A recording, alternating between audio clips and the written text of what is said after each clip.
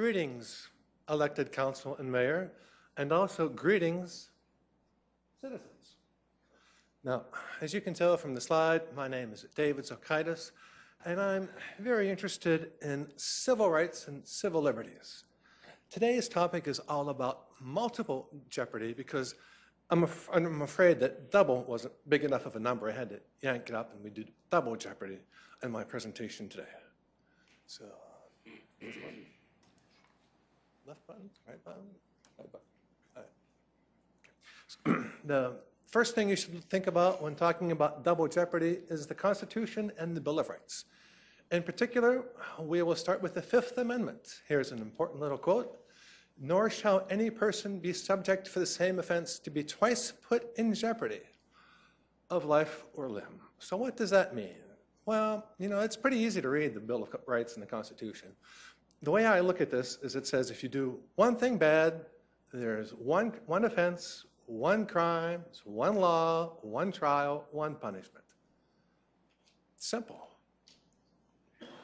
But the government of the United States of America, city, state, and city and state governments, federal governments, what we've managed to do over the years and decades is get this huge morass of overlapping laws.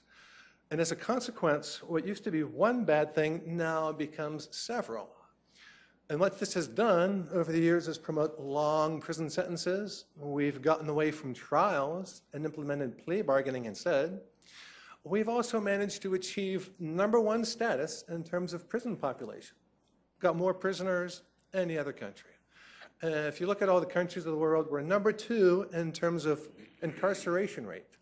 These are not the kind of trophies we want to achieve. I think there's something very wrong with what's going on in our country. Now, here's a hypothetical example. If the government wanted to criminalize drugs, you might make all of these laws. Illegal to sell drugs, buy them, own them, use them, transport. Illegal to have a place where drugs are stored. And you might make a few more. Illegal to maintain a residence where drugs are used.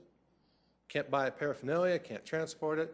And then you can double all of these because you could have them on the state level and the federal level. So now this more or less hypothetical example shows how you can create 20 crimes for doing one bad thing. Now, if you go back to the Constitution, you know, it says can't do it twice. I think according to our government, twice wasn't nearly enough.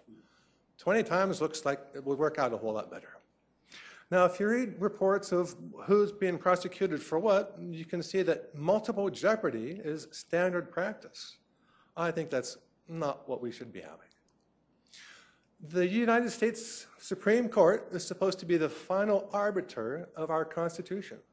It's selected by the Congress and the President. We all know that. But if you think a little bit more, you would expect the Supreme Court to reflect the values of Congress and the President. So if we have a good, noble Congress or a thoroughly corrupt Congress, the Supreme Court's going to be just the same way. I've tried to figure out what's making all of this go awry, and I think one of the big problems is expensive elections. If you're spending millions of dollars to get elected, that money's got to come from somewhere. It's going to come from rich donors who want to be richer tomorrow. And the way to do that is to keep the little people under control. And if you look at the last bullet point here, this all looks a little cynical, but it has marvelous explaining power. So that's my explanation. And a related problem, again, it looks cynical, but it's got great explaining power, is what the news media does. We've got a news media that's beholden to rich owners, and all you have to do is tweak every little article just a little bit, and then decades later, you've got a propaganda machine. Not good.